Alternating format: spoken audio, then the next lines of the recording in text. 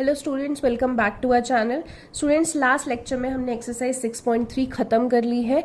अब हम 6.4 एक्सरसाइज करने से पहले हमारी जो थ्योरम नंबर 2 है, which is very very important, आपके एग्जाम्स में आएगी, that is area ratio theorem. आपने फर्स्ट थ्योरम जो आपके एग्जाम्स के लिए ज़्यादा इंपॉर्टेंट है, that is basic proportionality theorem, जिसको हम थेल्स थ्योरम भी बोलते हैं, बीपीटी भी बोलते हैं।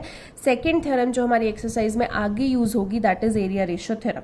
अब थ्योरम को ध्यान से समझिए, बिकॉज आएगी तो 4 मार्क्स में आएगी। ओके, तो एरिया रेशो थ्योरम में आपके पास क्या है, the ratio of areas of two similar triangles is equal to.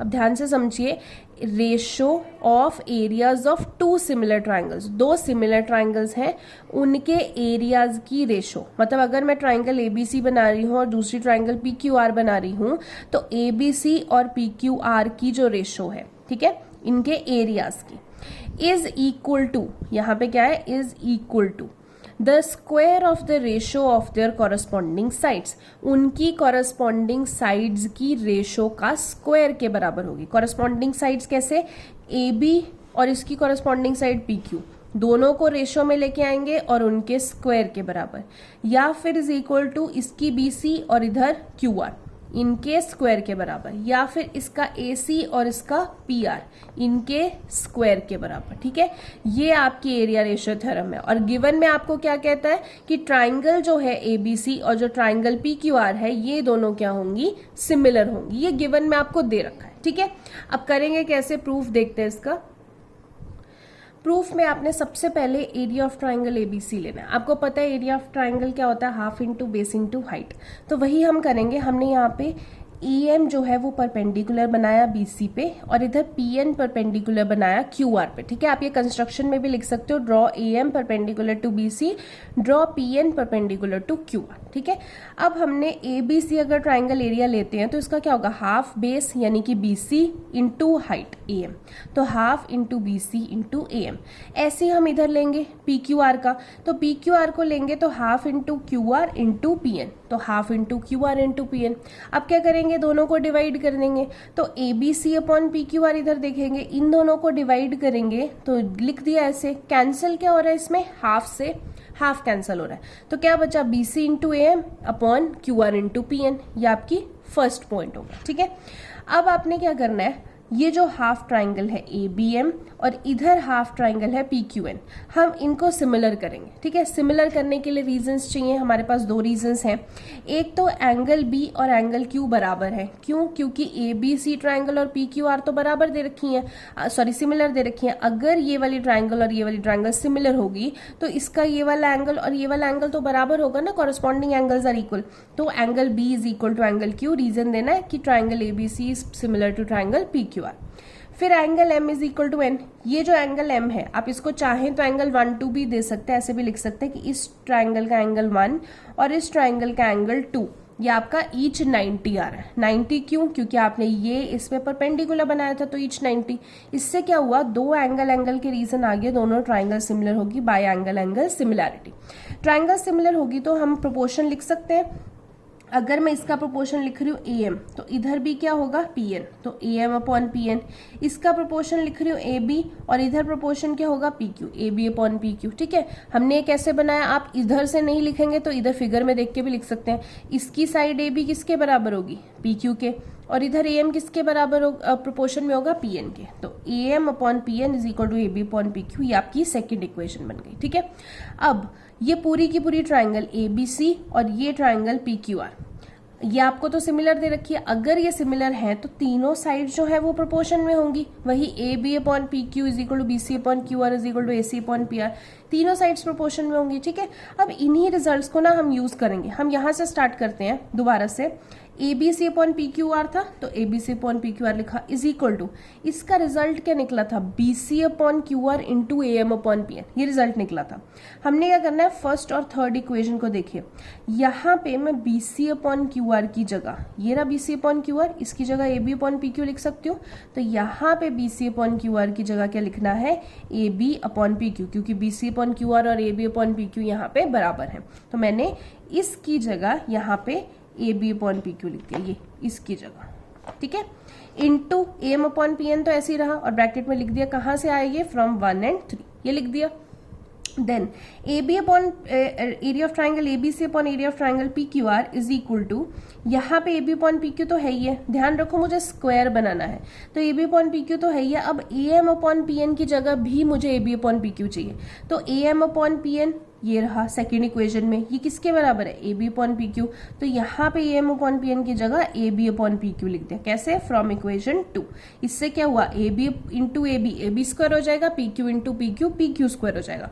तो वही आप लिख सकते हैं that area of triangle A B C upon P Q R क्या आ गया, A B upon P Q का होल स्क्वायर। ठीक है, अब जैसे मैंने एक साइड की रेशो के साथ ये किया है, सिमिलरली आप बाकियों के साथ भी कर सकते हैं, बट आपको बाकी प्रूव करके नहीं दिखाने हैं, आपको यहीं तक दिखाना है। उसके बाद आप ऐसे लिख सकते हैं, सिमिलरली वी कैन गेट कि ये जो एरिया था जो A B upon P Q के स्क्वायर के बराबर था, वैसे ही सिमिलरली ये B C upon Q R के स्क्वायर के बराबर भी हो सकता है, इज इक्वल टू वैसे ही सी ए अपॉन आर पी के स्क्वायर के बराबर भी हो सकता है, जो आपको 2 प्रूव करना था। ठीक है, आई होप ये थ्योरम आपको समझ में आई हो। थोड़ा सा इन थ्योरम को लिख लिख के देखना पड़ेगा, तभी आपको माइंड में आएगा कि कौन सा स्टेप कब है, किसको कब प्रूव करना है, कौन सी ट्राइंगल लेनी है, क्योंकि ये थ्योरम है, आप इसको ना चेंज नहीं कर सकते हो, आपको एज इट इज इनको लिखना है। ठीक है, सो काफी इंपॉर्टेंट है, प्लीज छोड़िए नहीं, इसको लिखिए। मैंने भी आपको बहुत टाइम लगा के इसको अभी समझाया है, ताकि आपको कोई भी पॉइंट ऐसा ना हो जिसमें कंफ्यूजन हो। स्टिल कोई कंफ्यूजन होती है तो आप प्लीज मुझसे पूछिए। इसके बाद एक एग्जाम्पल करवाऊंगी which is very very important for your exams. It is example number 9। ये एग्जाम्पल नंबर 9 काफी बार एग्जाम्स में आ जाती है, तो इसको एक बार ध्यान से समझते हैं। क्या एग्जाम्पल है ये, आपको बोला हुआ है, ये फिगर दी हुई है और आपको बोला है line segment X Y is parallel to side AC. ये एक्स वाई लाइन सेगमेंट है, ये एसी के पैरेलल बनाई हुई है। ठीक है, and it divides the triangle into 2 parts of equal areas. और जो ये एक्स वाई है, ये लाइन, ये पूरे ट्राइंगल को 2 इक्वल एरियाज में डिवाइड करती है। ये आपको बोला हुआ है, आपको बोला रेशो फाइंड आउट करो ए एक्स अपॉन ए बी की। ये रहा ए एक्स और ये पूरी साइड रही ए बी, इसकी रेशो फाइंड आउट करनी है। ठीक है, अब देखिए स्टार्ट करते हैं। एक्स वाई पैरेलल दिया हुआ था एसी के, अगर ये एक्स वाई और एसी पैरेलल हैं तो मैं ऐसे कह सकती हूँ एंगल बी एक्स वाई, ये वाला एंगल, ये एंगल ए के बराबर होगा, क्योंकि लाइन पैरेलल है। ये कौन से हैं, कॉरस्पॉन्डिंग एंगल। आप चाहे तो एंगल 1 एंगल 2 लिख लीजिए। ऐसे ही एंगल बी वाई एक्स, ये वाला एंगल किसके बराबर होगा, सी के। ये भी क्या है, corresponding angles, because line parallel है। ठीक है, अब अगर मैं ये ट्राइंगल छोटी वाली लेती बी एक्स वाई और ये बड़ी वाली ट्राइंगल ए बी सी, तो इसमें ये एंगल छोटी वाली ट्राइंगल का और ये एंगल बड़ी वाली ट्राइंगल का बराबर है। ऐसे ही ये एंगल छोटी वाली ट्राइंगल का और ये एंगल बड़ी वाली ट्राइंगल का बराबर है। तो ये छोटी वाली ट्राइंगल बी एक्स वाई, ये बड़ी वाली ट्राइंगल ए बी सी के सिमिलर हो जाती बाय ए क्राइटेरिया। यही इन्होंने यहाँ पे लिखा है that A B C triangle is similar to X B Y triangle by A criteria. ये दोनों रीजंस की वजह से ये सिमिलर हो गई।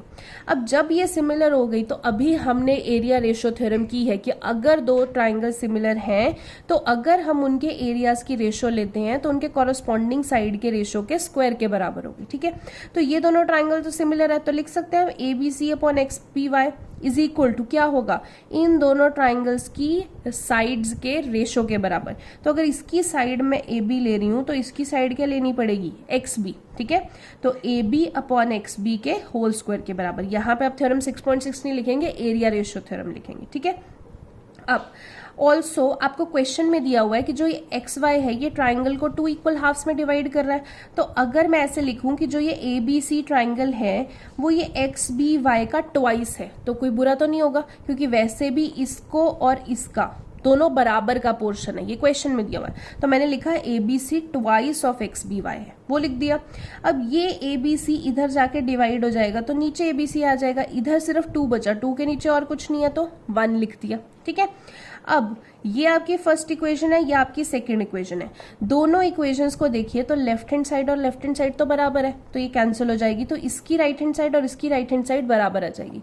तो A B upon X B का स्क्वायर इज इक्वल टू 2/1। यहाँ पे स्क्वायर इधर जाके अंडर रूट बन गया, तो A B upon X B इधर क्या बन गया, अंडर रूट 2/1। नेक्स्ट उसमें उन्होंने रेसिप्रोकल कर दिया। ठीक है, रेसिप्रोकल क्यों करा, क्योंकि यहाँ पे आपको A X upon A B चाहिए, तो इधर उल्टा कर देंगे तो X B upon A B बन गया, इधर क्या बन जाएगा 1/√2। फिर दोनों को 1 में से सब्ट्रैक्ट कर दिया, इधर 1 में से सब्ट्रैक्ट, इधर 1 में से, तो 1 में से सब्ट्रैक्ट कर दिया। इधर देखिए एलसीएम लेंगे, नीचे एलसीएम ए बी हो जाएगा, A B into 1 is A B minus X B is equal to, इधर एलसीएम लेंगे √2 इंटू 1 इज √2 माइनस 1, ये आपके पास आ गया।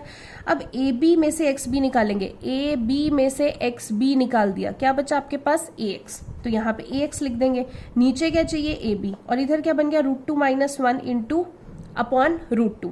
अब इसके बाद ये कैसे आया देखिए, आप रैशनलाइज कर सकते हैं, √2 माइनस 1 अपॉन √2 है, इसको रैशनलाइज करते हैं √2 अपॉन √2 से, तो √2 को √2 से मल्टीप्लाई करेंगे 2, माइनस √2 को 1 से करेंगे तो √2 अपॉन √2 इंटू √2 इज 2, तो इसलिए रैशनलाइज करके ये आपके पास आया। और रेशो चाहिए थी ए एक्स अपॉन ए बी, यही आपको पूछा था, इसीलिए हमने इसको 1 में से सब्ट्रैक्ट किया ताकि वो रेशो आपकी बन सके। ठीक है, आई होप आपको ये समझ में आ रहा हो। आपने जो मैंने एग्जांपल्स दिए हैं वो आपने कंप्लीट करने हैं, प्लस ये क्वेश्चंस। आज का थोड़ा सा आपका क्वेश्चंस बड़े बड़े हैं, लेंदी है, इसलिए मैं इतना ही करवा रही हूँ। नेक्स्ट लेक्चर में हम एक्सरसाइज 6.4 स्टार्ट करेंगे, जिसमें हम एरिया रेशो थ्योरम इंप्लीमेंट करेंगे। ठीक है, थैंक यू।